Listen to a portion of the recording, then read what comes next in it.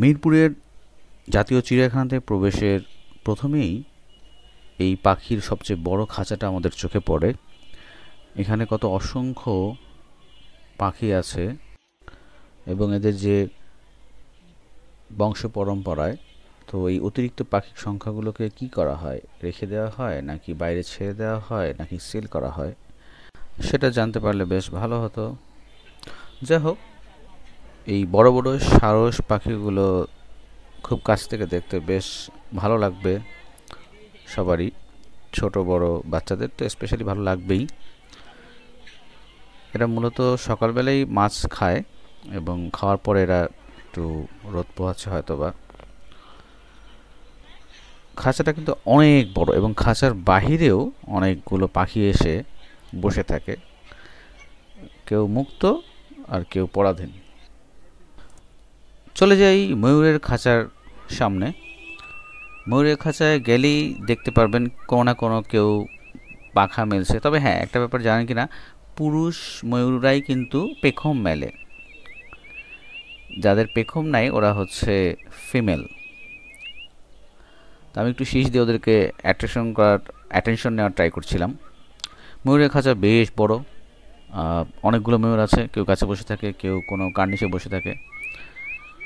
তো চিড়িয়াখানায় গেলে অবশ্যই আপনারা অবশ্যই পেখম কেনার ট্রাই করবেন না, কারণ আপনারা যদি পেখম কেনেন আসলে এদের শরীর থেকে সেই পেখমগুলো ছিঁড়ে নেওয়া হয়।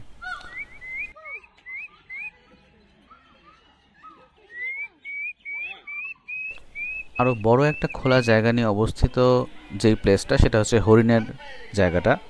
অনেক বড় খোলা জায়গা, অনেক বড়, এবং এখানে যে বংশ পরম্পরা এদের সংখ্যা বৃদ্ধি পায়, এই অতিরিক্ত সংখ্যা হয়ে গেলে চিড়িয়াখানা কর্তৃপক্ষ এই হরিণগুলোকে কিন্তু সেল করে, যারা শৌখিনভাবে রাখতে চায় অথবা মাংসের জন্য ওরা অতিরিক্ত হরিণগুলোকে এরা সেল করে থাকে।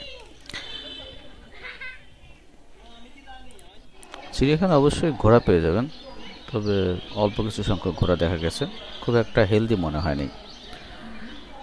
তবে আরেকটা অ্যাট্রাকশন যেটা আছে, আফ্রিকার জেব্রা, সাদা কালো ডোরা কাটা জেব্রাকে চোখের সামনে দেখাটা একটু অন্যরকম অনুভূতি জোগাবে। এর জায়গাটাও বেশ বড়, অনেক বড় জায়গা নিয়ে।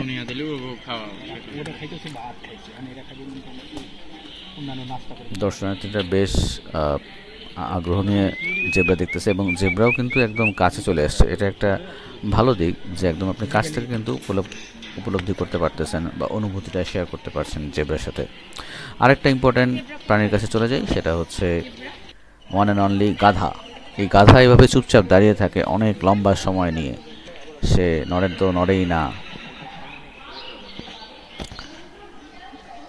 গাধা ঘোড়া সব এক জায়গাতেই রেখেছে। এটা দেখতে একটা ভালো অনুভূতি হবে আশা করি।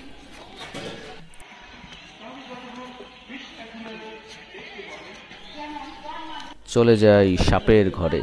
অজগর সাপ সারাদিন এভাবে চুপটি করে বসে থাকবে, আপনাকে দেখে খুব কম সাপই নড়াচড়া করবে, তবুও সামনে থেকে দেখলেন।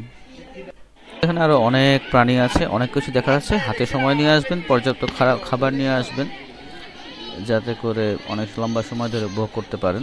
পানি অবশ্যই আনবেন। অনেক সুন্দর সুন্দর জায়গা আছে, অনেক সুন্দর প্রাণীও আছে। আশা করি নিজে চিড়িয়াখানা ভ্রমণ করবেন। ধন্যবাদ ভিডিওটি দেখার জন্য।